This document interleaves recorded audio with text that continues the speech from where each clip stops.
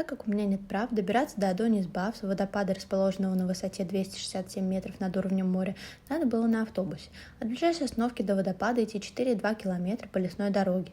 В сторону водопада дорога практически всегда идет вниз, но вот обратно надо попотеть, поднимаясь в крутой подъем. Дорога обратно у меня заняла 1 час 20 минут с остановками на небольшой отдых. Но такой долгий путь стоит того, чтобы увидеть это великолепное место, наполненное красотой, чтобы искупаться в прохладной освежающей воде, насладиться природой и почувствовать себя в райском уголке в знойное кипрское лето. Вход стоит 10 евро. На территории находятся два небольших озера, связанных водопадом, и согласно мифологии, именно здесь встречались богини Афродиты со своим возлюбленным Адонисом.